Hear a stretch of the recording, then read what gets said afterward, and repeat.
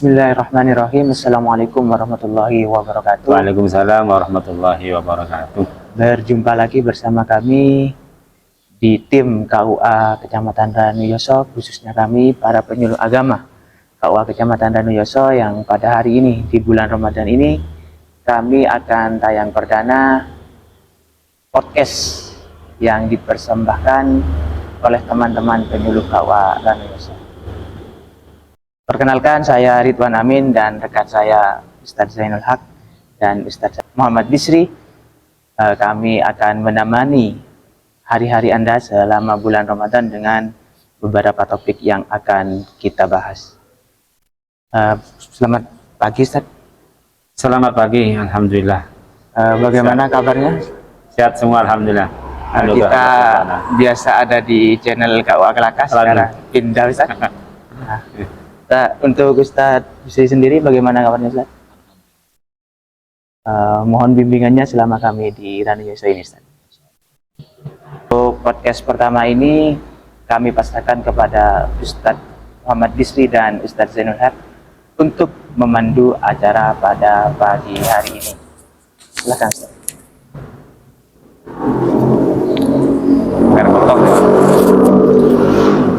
Terima.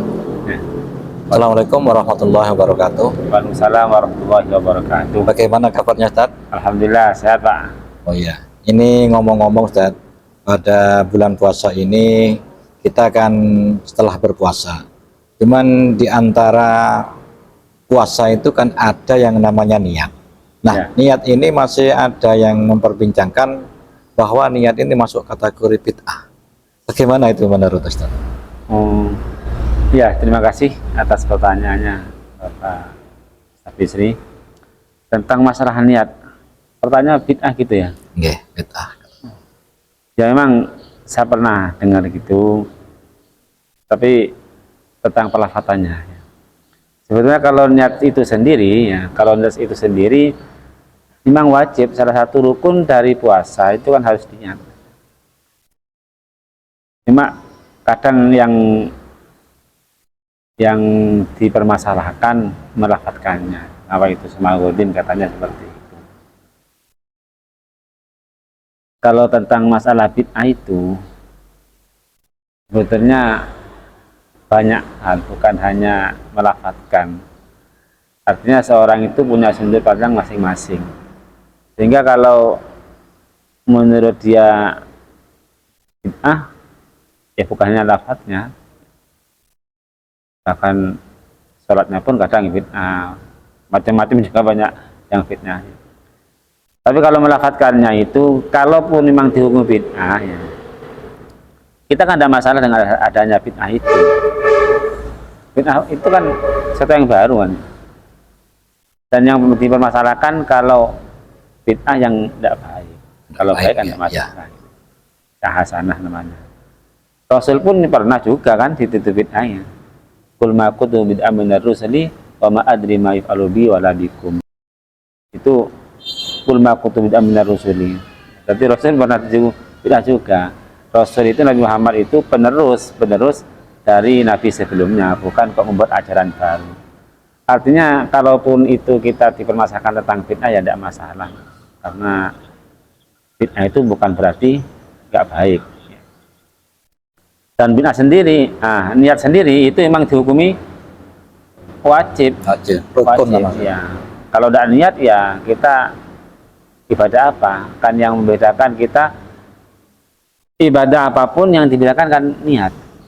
Kata Sayyidina Umar itu, An Abi Hafsin itu menyampaikan innamal amalu binniyat wa innama likulli imri'in ma nawa, tergantung niatnya.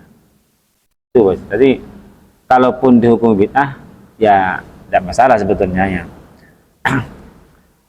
Jadi kalau niatnya itu wajib, melafatkannya mungkin yang dipermasalahkan. Ya, mungkin kebanyakan gini, Ustaz. Ya.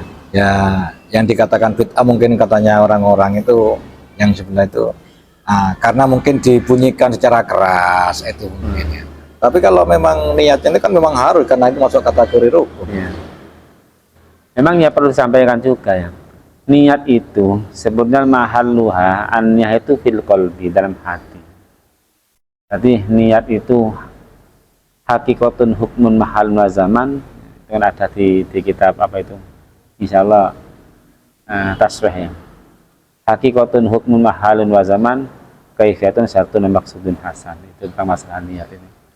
Jadi memang tempatnya niat itu di hati. Nah, kita melafalkan itu melatih untuk mengetahui apa yang kita niatkan, dan kita mengajari yang lain untuk niat. Tapi kalau kita mengajari orang lain untuk niat kan tidak ada suaranya. Gimana misalkan dia begini? Tidak mungkin. Ya. Tidak bisa. Seperti ya sama seperti usolli, nawaitul wudu'an. Itu. Nah, yang beda mungkin hanya itu tentang niat itu kan memang harus muqarrinan bi fi'lihi kan ya. Harus bersamaan dengan perbuatannya. Misalkan wudu, pas wudu air di sini baru niat. Usolli pas Allah Akbar baru niat. Kalau usollinya kan belum niat. Sama seperti nawaitul somagodin itu. Nah, cuma kalau untuk niat puasa itu tidak harus muqarrinan bi fi'lihi, harus nginep. Atau nginep. Kalau yang Syafi'i kan gitu ya, sebelum fajar berarti sudah niat. Sehingga hati-hati kiai-kiai kita ini agar masyarakatnya itu tidak lupa, dilafalkan bareng-bareng. Iya. Nawaitu shauma itu kalau selesai tarawih. Nah, kalau tidak dilafalkan, bagaimana cara kita mengajari masyarakatnya? Kan tidak bisa. Ini tidak usah lafalkan, diam gini aja. Ya, tadi itu salah satu metode cara pendahulu kita mengajari masyarakat, mengajari murid-muridnya bagaimana niat itu. Dan niat itu pun tidak harus pakai bahasa Arab kan? Ya. Saya niat besok puasa kan cukup. Kira-kira itu Pak Bisri yang saya sampaikan. Ya, alhamdulillah. Ya, itu kan intinya itu cuman dilafalkan, itu tujuannya kan mengajari, mengingat. Nah, betul. Ya memang zamannya Rasulullah mungkin tidak dilafalkan seperti itu. Tapi intinya karena kalau niatnya dikatakan bid'ah, itu ya salah, karena niatnya itu kan masuk kategori rukun, wajib puasa. Ya, alhamdulillah. Terima kasih. Ya, sama-sama. Mungkin sampai di sini aja dulu. Assalamualaikum warahmatullahi wabarakatuh. Salam.